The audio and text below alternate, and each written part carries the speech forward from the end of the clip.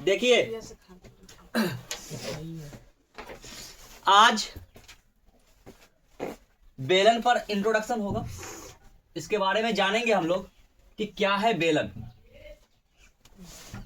अभी तक हम लोग घन घनाव कर लिया है।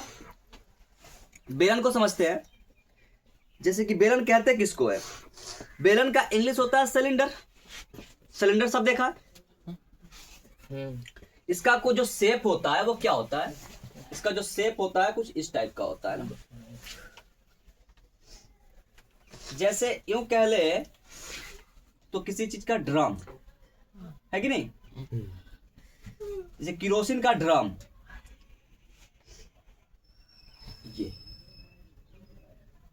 तो रोलर, पिच, रास्ता जो बनाने वाला रोलर होता है, रोलर देखे हो ना, रोलर का जो नचने वाला हिस्सा होता है वो कुछ इसी शेप का होता है, बशर्ते वो इस तरह का बना हुआ होता है। सॉरी, मतलब हॉरिजॉन्टली होती है, क्षैतिज होती है वो।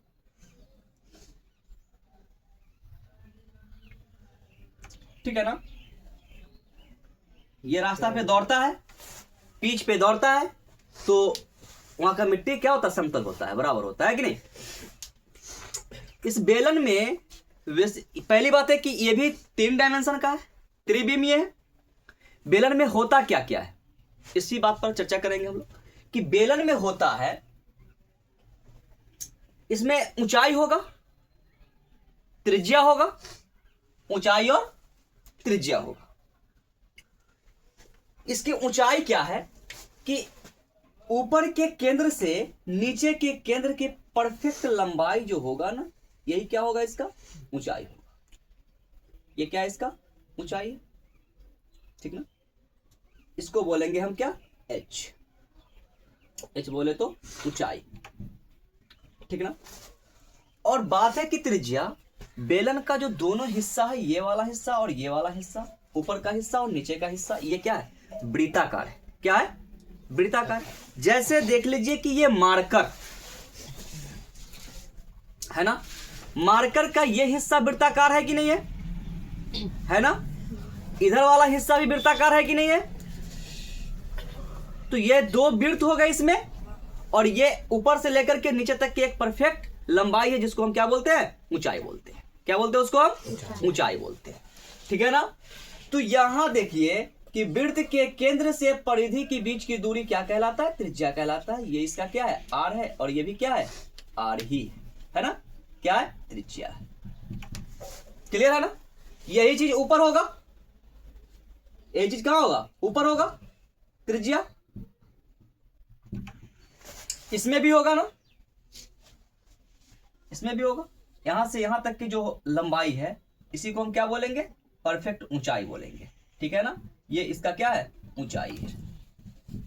और ये हमारा क्या है? त्रिज्या है। अगर त्रिज्या है तो व्यास भी होगा, होगा कि नहीं होगा? त्रिज्या, त्रिज्या। चलिए अब इसके फॉर्मूला को देखते हैं, समझते हैं हम लोग। इसके बेसिकली 3 फॉर्मूला हैं। क्या है? एक वक्र पृष्ठ क्षेत्रफल का, और एक संपूर्ण पृष्ठ क्षेत्रफल का, और एक आयतन का। जैसे कोई बेलनाकार मतलब खोखला है, वस्तु है, उसमें कोई सामान रख सकते हैं। मान के चलिए कि बोतल, बोतल में पानी आएगा ना। पाइप, जिस पाइप से हम लोग पानी भरते हैं टंकी में वगैरह में, तो वो भी पाइप क्या होता है? बेलनाकार होता है ना। तो इसी बात पर चर्चा कर लेते हैं हम लोग, इसकी फार्मूला पे, ठीक है ना। कि बेलन का वक्र पृष्ठ क्षेत्रफल, वक्र पृष्ठ क्षेत्रफल, ये क्या होता है? वक्र पृष्ठ क्षेत्रफल को बोलते हैं CSA। CSA मतलब कर्व सरफेस एरिया। क्या बोलते हैं? Curve surface area, CSA। ये हो जाता है हमारा आधार की परिमिति 2 पाई आर। किसी भी वृत्त का परिमिति या परिधि क्या होता है? 2 पाई आर होता है। तो आधार की परिमिति में ऊंचाई से गुना, ये हमारा क्या बन जाएगा, कर्व सरफेस एरिया या फिर इसका वक्रपृष्ठ क्षेत्रफल। इसको अगर हम लिखे तो इसको हम ये लिख सकते हैं कि बेलन का आधार मतलब जिस पर वो बेलन खड़ा है, आधार की परिधि गुना ऊंचाई, ठीक ना, गुना ऊंचाई। ये हम लिख दिए। यही चीज हमारा ये है कि नहीं है, यही चीज है। 2 पाई आर क्या होता है, वृत्त की परिधि होती है और उसमें ऊंचाई से क्या कर दिया है, गुना कर दिया। ये हमारा क्या है, वक्रपृष्ठ क्षेत्रफल है। क्लियर है। अगर हम संपूर्ण पृष्ठ क्षेत्रफल की बात करें, पहली बात है कि वक्रपृष्ठ क्षेत्रफल होता क्या है।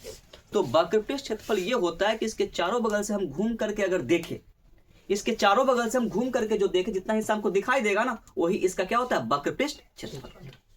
अब संपूर्ण पृष्ठ क्षेत्रफल की अगर बात करें तो वक्रपृष्ठ क्षेत्रफल के साथ साथ जो बचा हुआ हिस्सा है उसका भी क्षेत्रफल को अगर हम ऐड कर लेते हैं तो वो हमारा क्या बनता है, संपूर्ण पृष्ठ क्षेत्रफल बनता है।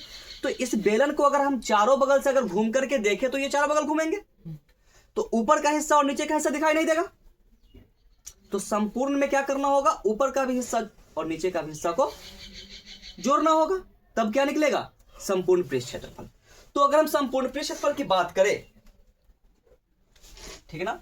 दूसरी बात है संपूर्ण पृष्ठ क्षेत्रफल, संपूर्ण पृष्ठ क्षेत्रफल। तो ये क्या होता है कि बेलन का वक्रपृष्ठ में, बेलन के वक्रपृष्ठ में अगर हम गुना करते हैं तो जोड़ते हैं, क्या जोड़ते हैं, दोनों आधार के क्षेत्रफल को, ठीक है ना। तो ये कहेंगे कि बेलन का वक्रपृष्ठ, बेलन का वक्रपृष्ठ क्षेत्रफल प्लस 2 वृत्ताकार हिस्सा का क्षेत्रफल, या यूं कह दे कि दोनों आधार का क्षेत्रफल, 2 गुना वृत्ताकार आधार का क्षेत्रफल, वृत्ताकार आधार का क्षेत्रफल, ठीक है। इसको अगर हम लिखे वर्ड में तो क्या लिखाएगा, इसको अगर वर्ड में लिखे तो बेलन का वक्रपृष्ठ होता है 2 पाई आर एच होता है ना, प्लस वृत्त का क्षेत्रफल होता है पाई आर स्क्वायर, और इसमें कितना से गुना करना है, 2 से गुना करना है। अब यहां पर देखिए ये हो गया क्षेत्रफल, लेकिन यहां से जो कॉमन हिस्सा है उसको हम छांट लेते हैं। तो कॉमन क्या है, 2 पाई आर सब में कॉमन है, 2 पाई आर इसमें भी है, 2 पाई आर इसमें भी है, इसमें तो आर 2 को है। तो यहां से अगर हम 2 पाई आर कॉमन ले ले, 2 पाई आर कॉमन ले लिए तो क्या बचा, एच बचा इधर, और इधर एगो आर बचा। यही होता है हमारा क्या, संपूर्ण पृष्ठ क्षेत्रफल। क्या होता है ये, संपूर्ण पृष्ठ क्षेत्रफल। इसको पढ़ते हैं TSA, टोटल सरफेस एरिया, और इसको कर्व सरफेस एरिया पढ़ते हैं, ठीक है ना। अब अगर हम तीसरी बात करें कि इसका आयतन क्या होगा, बेलन का आयतन, बेलन का आयतन, बेलन का आयतन। तो बेलन का आयतन होता है, आयतन मतलब वॉल्यूम, ये हो जाता है पाई आर स्क्वायर इंटू एच, मतलब आधार के क्षेत्रफल गुना ऊंचाई, आधार के क्षेत्रफल गुना ऊंचाई। तो ये हो जाता है, मतलब इसको हम लिख सकते हैं क्या, आधार के क्षेत्रफल गुना ऊंचाई। आधार के क्षेत्रफल में किससे गुना करना है, ऊंचाई से गुना करना है। आधार का क्षेत्रफल, आधार का क्षेत्रफल गुना ऊंचाई, ये हमारा क्या बन जाता है, आयतन बन जाता है। किसी को कोई दिक्कत?